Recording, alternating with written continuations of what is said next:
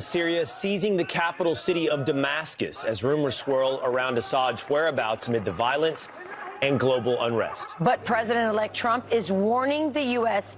not to get involved. Alex Hogan is live in Tel Aviv with the latest. Alex. Good morning to you. So Syrian rebels advancing at a stunning speed today, announcing that they have liberated the city of Damascus and ousted President Bashar al-Assad. So celebrations broke out at dawn this morning in the capital with people flooding the streets. Rebel groups say that they have set the prisoners free. Syria's brutal civil war started 13 years ago. Opposition forces had not reached Damascus since 2018. The rebels are made up of a coalition of groups that have banded together to overthrow the Assad regime. The rebels say that the Syrian leader Bashar al-Assad has fled Damascus. His whereabouts remain unknown at this hour. His removal would mean an end to more than 50 years of his family's rule. Syria's prime minister says that the government is ready to turn over functions to a transitional government. We even extend our hand to the opposition, who have extended their hand and confirmed that they will not harm anyone who belongs to this land. Today, Syrians have stormed the presidential palace and the Iranian embassy. Iran, a big backer of the Assad regime, started evacuating its commanders and personnel on Friday. It comes as Russia, another key ally of Assad, is focused on its own war with Ukraine. President-elect Donald Trump wrote online about the current escalation, saying in part, quote, "The United States should have nothing to do with it. This is not our fight. Let it play out. Do not get involved." He also wrote that Russia and Iran are in a weakened state right now, one because of Ukraine and a bad economy, the other because of Israel and its fighting success. Now, the National Security Council says that President Biden and his team are closely monitoring the extraordinary events in Syria and staying in constant touch with regional partners. So today, the Syrian city of Homs, as you can see in this video, people are flooding the streets there as well, chanting, "Assad is gone, Homs is free." This fast-moving offensive began on November 27th. That was the same day that the ceasefire went into effect between Israel and Hezbollah in Lebanon. Now, the war in Syria has killed nearly 500,000 people. It has displaced as many as 12 million people. Now, here on the ground in Israel, the IDF, the Israeli Defense Forces, are bolstering their forces securing the border with Syria and following the events there domestically, but they are saying they're not getting involved, something that we're likely going to continue to see other countries do as well. Iraq is now reportedly bolstering its border as well. Guys, back to you. Okay, thank you, Alex, for that update. It's a fast-moving story. Let's go to Ryan Morrow. He's an investigative researcher of extremist groups and foreign threats at the Capital Research Center, and he joins us now. Ryan, I'd love to start with the question which you're probably the most qualified to discuss with us this morning, and that is understanding who might just be taking over Syria.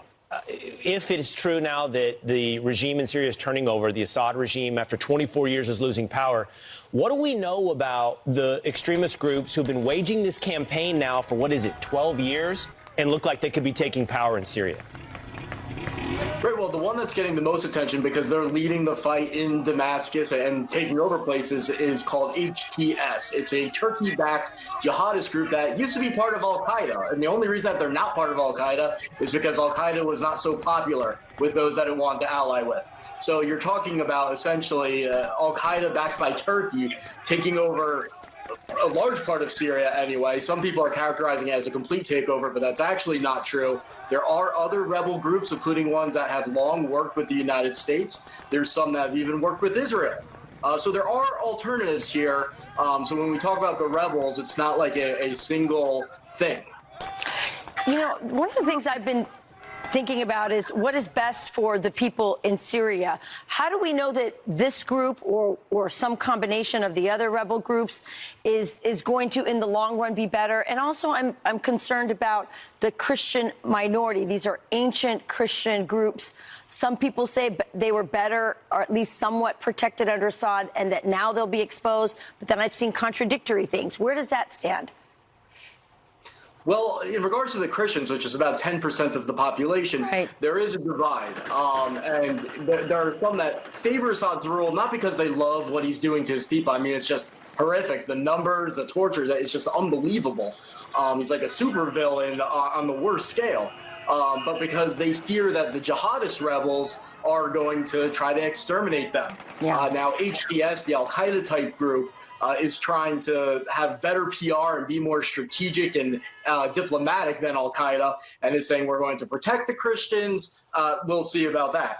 But really, the only alternative to in this particular scenario that we have, because the Assad regime is basically gone, is to support groups like the Syrian Democratic Forces, which includes a Christian component, allied with Sunni Arabs and allied with Kurds, and has long worked with the United States and controls most of the oil and gas. So to me, it seems like backing them seems to be the most obvious option. I don't think that we can take a position of not getting involved because we're already involved. We already have military forces operating in Syria. Yeah, and obviously we're not the only ones involved there. There are all kinds of proxies that are involved there. When you look at this sort of big picture overnight, can you identify any outside country or group that benefits the most from what's happened over the last couple of weeks and then especially last night? Sure. I mean, every adversary of the Iranian regime and what they call the axis of resistance, the legion of terrorist groups that Iran sponsors, are all hurt by this because they're so dependent on receiving Iranian aid through Syria and aid from the Syrian government directly. So this is a hellish scenario for the Iran-backed terrorist groups and the Iranian regime itself. Therefore, it does benefit Turkey, which I think is ultimately to our detriment, but it also benefits the U.S. and especially Israel, because even though a large chunk of the rebels are jihadists, Israel basically had a choice. They could either have Iran on its border, representing a strategic threat because Iran controlled the Assad regime, or they can have a more Somalia-type situation where you have all these fighting groups and they're busy fighting each other. So that's not a strategic threat. It's not the same thing as having an enemy nation against you. Ryan, I'm curious about what happens next. Obviously, as what you laid out, Iran loses. They're the biggest loser in this entire equation. Syria is, I believe I'm correct here, population-wise primarily Sunni, and these rebel groups are Sunni Muslims. That pushes Iran and its Shia Muslim power grip over Syria out. But you talked about the United States playing a role. How do we... I guess we will play a role, but how concerned are we that Syria falls down the path of so many other countries who lost a stabilizing force, maybe a malevolent force, but still a malevolent stabilizing force, into what we saw in Iraq? You know, chaos, civil war, ISIS, Al-Qaeda, jihadist, terrorism. Like, how concerned should we be that this is the future now for Syria and the potential to blow back on the United States? No, I mean, the consequences, negative consequences are very, very real for us to consider because jihadists are recruited and get battle practice in scenarios like this, in civil wars. And when the civil war is over, jihadists don't just stop the jihad, they look elsewhere. For the foreseeable future, a lot of that fighting is going to be within Syria, I think. I personally do not consider Assad to have been a stabilizing force because he did cultivate these al-Qaeda type elements, even as he fought them at times by promoting their ideology. A lot of American soldiers lost their lives in Iraq because Assad was helping the al-Qaeda elements go into Iraq and try to destroy the place. That's kind of the scenarios where you have these competing radicals, and really what the U.S. interest is going to be similar to what it has been, where we've had special forces in there working with Kurds, the rebel force I mentioned before, in protecting what it can of the oil and the gas and trying to keep down ISIS and stop them from reforming, which is a possibility. And I think that could expand to trying to counter HTS and the other jihadist rebels, because you don't want them to get control of the entirety of Syria and those resources either. What kind of risk is there that this just destabilization that Will was talking about could expand beyond Syria? Are you concerned about that? I am. I think that there's a strong possibility it could expand into Lebanon because Hezbollah is there. And I think that the jihadists who have fought this long civil war, and the non-jihadists as well, against Assad are not going to be too happy with the idea that a lot of these Hezbollah war criminals have gone over to Lebanon. So I could see it spilling over to there. HTS, I mean, the official name of the organization means the Organization for the Liberation of the Levant, which refers to countries outside of Syria, refers to the whole neighborhood. So ideologically, even though they try to make it sound like they're just pure Syrian nationalists and that's all they care about, it's just a strategic move. It's just PR. They, just like the other jihadists, seek a caliphate, and so does the Turkish dictator. And we have to keep that in mind as Turkey's lobby operates in the United States to try to convince all of us that they and the jihadists they support are some type of moderate solution to the problem.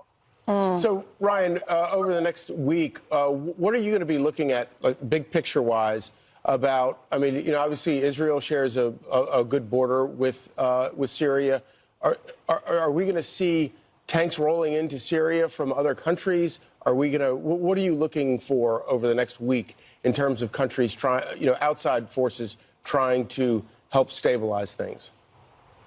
Well, there already are Israeli operations going on along that border area right now in order to protect Israel. And like I said, it's public information now that Israel has worked with around a dozen rebel groups in order to help protect itself in that part of the area. So I don't foresee anyone besides maybe the Turks really getting involved there militarily. There's already some fighting between some of the rebel groups, and Turkey and its proxies are going to probably want to move very quickly to attack the Syrian Democratic Forces that are allied with the United States. Again, particularly because they hate the Kurds, and the Kurds are part of that. But there are also Sunni Arabs and Christians who are part of this. So we have to keep that in mind as well, is that Turkey is an adversary to Christians in Syria as well. All right, Ryan Murrow. Really good point. Thank you for being with us this morning, Ryan. Insightful stuff. Thank you. We'll keep that conversation going on throughout the morning. This is a big story of the day, and its repercussions in the region that you're asking about, Charlie, and in the chaos internally, which I know we're both concerned about because of its spillover onto the United States. We'll talk about that throughout the morning. But right now, the Notre Dame Cathedral in Paris hosting Mass this morning for the first time since being nearly destroyed in a catastrophic fire 5 years ago.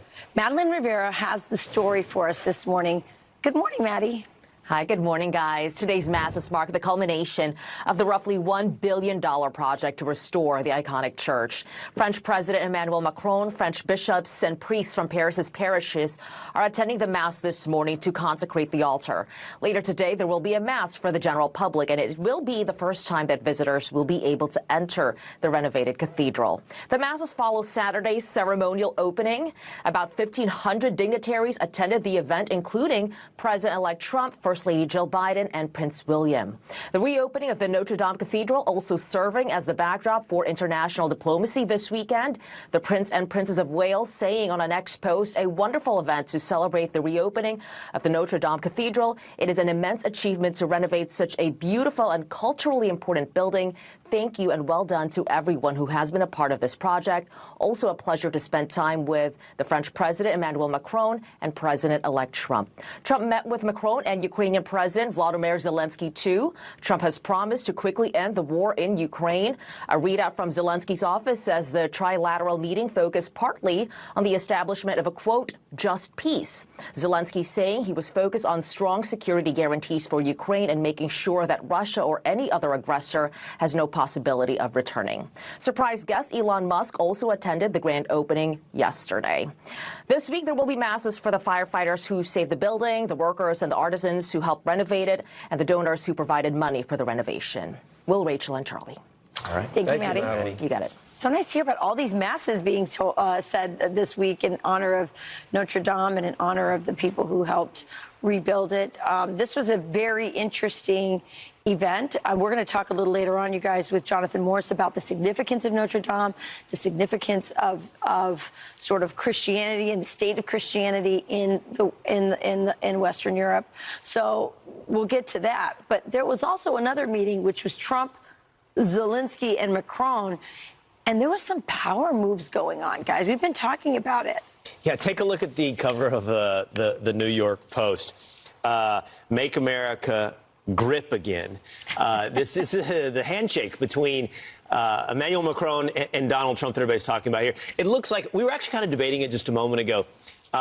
It looks like a clear power move by Donald Trump. As you see it play out. That's actually not the most interesting part. Somehow it ended up almost a game of who's on top.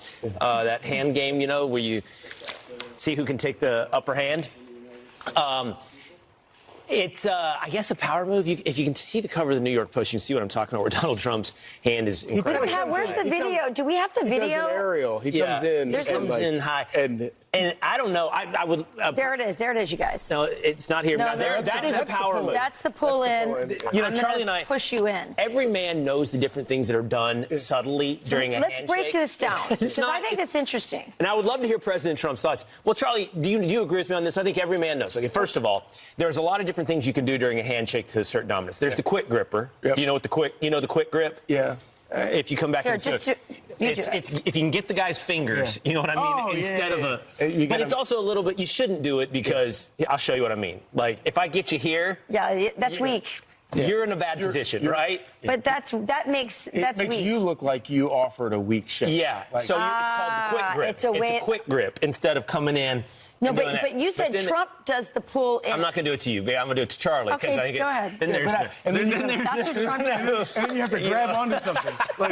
Like Joe Rogan was saying when the first time we met him, he was like having to grab onto the table and chairs and stuff. It's the other guy's in the awkward position, but I don't know about this one. Yeah, I don't know what this is. So welcome. I'd love to. The thing that Trump does he does the hug baffle too, where you go in, you shake a hand, and then you put your other hand up on their shoulder to keep distance so somebody doesn't give you a bro hug. And pat their shoulder. Yeah. He does that so that he just doesn't want any hugging. Well, Macron seemed to like it. He says they have a great relationship. Watch. President, I just say it's a great honor for French people to welcome you 5 years later. And you were at that time present for the first time, and I remember the solidarity and your immediate reaction. So, welcome back again. Well, thank you very much. We are very happy to have you here. Thank you very much. Very great honor. And we had a great relationship, as everyone knows. We accomplished a lot together, and the people of France are spectacular. I guess it's one of our largest groups in the United States, French people. And we respect them and we love them. Very talented people, extremely energetic people, as you know very well. Yeah. And it's an honor to be here. We had a good time together, and we had a lot of success, really great success working together on defense and offense too. And it certainly seems like the world is going a little crazy right now. Yeah. And we'll be talking about that. Thank you very much for being here. Merci beaucoup. Thank you. Merci beaucoup. So not even president yet, but actually taking the stage as if he was. Joe Biden didn't show up, but Jill Biden was there. Look at this picture of them sitting next to each other. Yeah. I mean, she looks starry-eyed. I really do believe she voted for him. Look at that. I mean, that's true love. Interesting dynamic. That's the look you give when you meet the guy you just voted for? Yeah, exactly. Exactly. The whole room, it was really, the power dynamics in that room were pretty amazing. There was not a set of eyes in the room that was not on Donald Trump the entire time. Right. Yes. He's already making our country. I like the yellow tie, by the way. Me too. It's notable. It's notable. Yeah. It's not the red tie. It's the yellow tie. It's not red, blue. Yeah. Going for gold. I like it. In Paris. Love it. All right. Well, we're going to go to a Fox News alert. The nationwide manhunt still underway for the United Healthcare CEO's killer. The brand new pictures as police are on the hunt. That's next. Fox News alert. The manhunt for the suspect wanted after United Healthcare CEO was killed here in Manhattan is on. The NYPD releasing these new photos of the suspect as officials believe he could be heading to Atlanta. Yesterday, dive teams searching a Central Park lake for his gun after it was not in the backpack they found. As Mayor Adams warns, the net is closing in. Former FBI Special Agent Jason Pack joins us now. Jason, great to see you this morning. A couple of quick specific questions. So first, let's start with the search in the lake in Central Park. There are suggestions, I don't know this for sure, we're not positive, but it's a search for the weapon. There are some indications as well that it could have been like a veterinarian type of weapon, a gun designed to put animals down on farms or ranches. And I think people are assuming that, are speculating or extrapolating that from what they've seen on video, right? What do you think we could learn from recovering the weapon if it's inside that lake?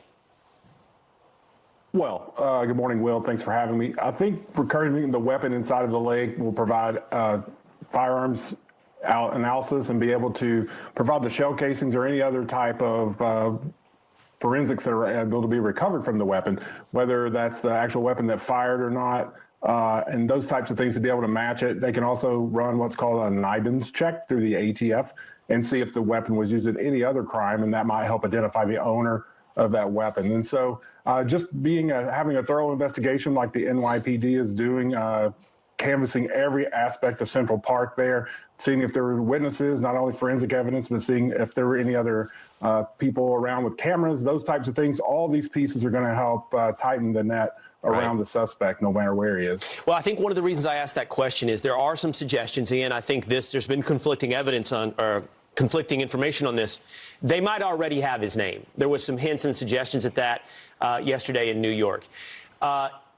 If it's true they already have his name, what is the benefit to law enforcement for not releasing his name?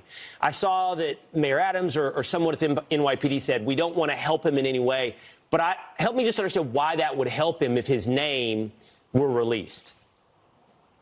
Well, right now, he doesn't know if law enforcement actually knows his identity or not, and he may feel a little safer where he is. The calculation to keep a name out of the public or hold it back is a conversation had by many a law enforcement commander in most types of fugitive investigations, particularly these high-profile ones.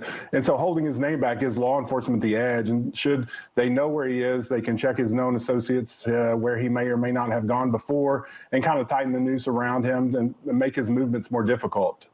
So as you take an overview now, just step back for a moment, take an overview of what we know about this crime so far. What are your thoughts? I mean, professional hit job, vengeance killing, grievance from an employee. Just I ask you that taking into account the level of sophistication that this killer did or did not exhibit in both committing the crime and escaping New York. Well, I know from experience being on the other side of these investigations that when we are out here trying to figure out what's going on, the fact is that there are more facts known to law enforcement that are not out there. And so it's interesting to be able to put these conjectures together, but really what you have to do is match the facts to the evidence. And so every time a new piece of evidence is located, it provides another starting point for them. And it also notes progress. And so you saw DCPI put out the photos overnight of the full face of the suspect. And so someone out there knows him. And so putting these pictures out is a calculation by the investigation team. I'm sure the team now is coming in from a couple of hours of sleep, coming into the overnight shift, seeing what leads they're following up on today, and going out and formulating a plan to see what we need to do today and what those priority tips are, including where else to search, what other video canvases to do, and putting together a solid timeline. Because while we're able to talk about things like this, they have to be able to prove these things in order to get a warrant or possibly arrest the suspect. All right. Jason Pack, thanks for joining us this morning on the latest on this manhunt. Okay, a triumphant Trump already back on the world stage, getting to work. How the president-elect isn't waiting for Inauguration Day to show he has taken the reins. Now to a Fox News alert. Rebel forces in Syria have taken control of the capital city of Damascus, overthrowing the Assad regime. His whereabouts remain unknown. The rebels also storming the presidential palace and Iranian embassy, an ally of the Assad regime, causing extensive damage there. The Syrian prime minister is agreeing to a peaceful transfer of power, asking both sides to not physically harm each other. Meanwhile, President-elect Donald Trump reacting, saying that Syria is, quote, not our fight. The president-elect also calling on Russia to take this as a sign to end their war in Ukraine. As for the sitting president, the White House says President Biden is closely monitoring the situation. President-elect Trump is already getting to work on foreign policy, meeting with France's Macron and Ukraine's Zelensky in Paris yesterday, where he explained his goals for the next 4 years. It's an honor to be here. We had a good time together, and we had a lot of success, really great success working together on defense and offense, too. And it certainly seems like the world is going a little crazy right now, and we'll be talking about that. Our next guest says that the visit shows Trump has already taken the reins from his failed predecessor. Columnist David Marcus joins us now. David, good morning. Thanks for joining us. Morning. It really is remarkable, that scene yesterday. It already looks like Donald Trump is leader of the free world. Yeah, absolutely. I mean, we've become accustomed to the president of the United States abroad falling asleep in front of African dignitaries or wandering off into the Amazon rainforest. So, clearly Trump passed that bar with his appearance yesterday. But it is more than that. As you note, Zelensky is now talking about a potential peace deal. We've got Justin Trudeau traveling to Mar-a-Lago, if not to kiss the ring, at least to say, please, Mr. President, don't put these tariffs on us, which opens the door to negotiations. This is a fantastic head start from a president of the United States. And look, I think there's a lot of optimism in the country about the directions that he's going. And it's kind of funny watching him swanning in there with Elon Musk. If, maybe the only other person that got as much attention as Donald Trump, it was Elon Musk. But bringing a lot of respect with him. Yeah, look, I think that's right. I mean, listen, this is not 2016. This is not 2020. The streets of Washington, D.C. aren't overflowing with women in pink hats. Nobody's storming the Capitol. The basic attitude that I see out in the country is Trump won. Let's give him a chance. Now, look, there are people who will hate Donald Trump the way, as a Philadelphia Eagles fan, I hate the Dallas Cowboys, and that will never change. But the vast majority of the American people that I talk to, including most Democrats, say, look, let's give him a chance. Let's see what happens. And that's about the best that Trump could ask for. It is remarkable how much, and I can't help but kind of wonder if the Democrat campaign of fear and trying to frighten voters doesn't actually end up hurting their own credibility. But it's remarkable to think about where we are today and that scene yesterday, and think about where Donald Trump was 4 years ago or even 1 year ago, and to see that he's back the way he is. No, I agree. And, part of the reason that I wrote the column was that that horrible fire at Notre Dame occurred, just before Trump left office. And so both in France and the United States, what I call the cathedral of the United States is also in need of great repair. Donald Trump only has 4 years to do that. But I think that people are starting to get excited to see how far he can go with that and what he can get done. So let's see. Yeah, and it'll be interesting to see whether or not, obviously the situation with Notre Dame is a beautiful thing yesterday, but obviously there's some extraordinary hot spots around the world and with very grave situations. It'll be interesting to see how he begins to address all those things. David Marcus, thank you for joining us this morning. Thanks for having me. Drones are still flying over New Jersey, and the FBI is asking for help.